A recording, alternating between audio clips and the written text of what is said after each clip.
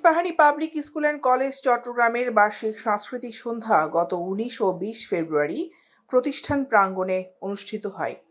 প্রতিষ্ঠানের রেক্টর ও অনুষ্ঠানের প্রধান উপদেষ্টা অবসরপ্রাপ্ত লেফটেন্যান্ট কর্নেল মোহাম্মদ মইনুল ইসলাম চৌধুরীর পরিচালনায় এবং আয়োজনের প্রধান সমন্বয়ক ভারপ্রাপ্ত অধ্যক্ষ আহমেদ শাহিন আল রাজি স্বাগত বক্তব্যের মধ্য দিয়ে অনুষ্ঠানের কার্যক্রম শুরু হয়।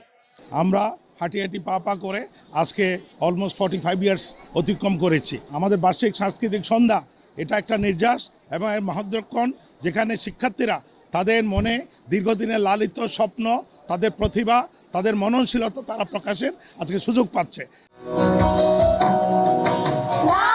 অনুষ্ঠানের প্রধান অতিথি ছিলেন এম ইস্পাহানী লিমিটেডের পরিচালক আলী ইস্পাহানী। বিশেষ অতিথি হিসেবে উপস্থিত ছিলেন ওমরগনি এমইএস কলেজের পরিচালনা পর্ষদের চেয়ারম্যান প্রফেসর মনসুর উদ্দিন আহমেদ। এ সময় বক্তারা ইস্পাহানী পাবলিক স্কুল অ্যান্ড কলেজের ভূয়সী প্রশংসা করেন এবং অন্যান্য প্রতিষ্ঠানগুলো অত্র প্রতিষ্ঠানের ন্যায় সহ পাঠ্যক্রমিক কার্যক্রম পরিচালনা করলে শিক্ষার্থীদের সৃষ্টিশীল মেধা বিকাশে সহায়ক হবে বলেও মন্তব্য করেন। সত্যি খুব আকর্ষণীয়।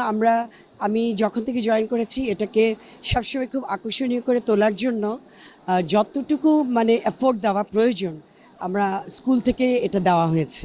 আমি বিশ্বাস করি variety is the spice of life.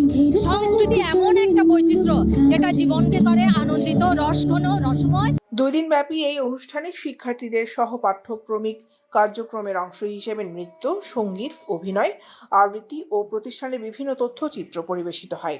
সুন্দর সুন্দর পারফরমেন্স হচ্ছে এবং সুন্দর সুন্দর গান ও নাচ হচ্ছে। আমি অনেক উৎসাহিত এবং অনেক থ্যাঙ্কফুল যে আমি এখানে আছি। সিনিয়র জুনিয়র সবাই মিলে আসছে, একটা মিলনালয় হয়েছে, অনেক অসাধারণ। বার্ষিক এই মনোজ্ঞ আয়োজনে শিক্ষার্থীদের স্বতঃস্ফূর্ত অংশগ্রহণ তাদের সৃজনশীল মননশীলতার প্রকাশ ও বিকাশে গুরুত্বপূর্ণ ভূমিকা পালন করবে বলে জানান অভিভাবকরা। অনেক সুন্দর হচ্ছে, অনেক অনেক ভালো হচ্ছে। গতকালও আমি এসেছি, আজকেও এসেছি, সেজন্য সবার পারফরমেন্স খুব সুন্দর। ধন্যবাদ। এই অনুষ্ঠানটা আমাদের ছাত্রছাত্রীদের ওদেরকে অনেক উৎসাহিত করে এবং ওদের প্রতিভা বিকাশের একটা অনেক বড় প্ল্যাটফর্ম।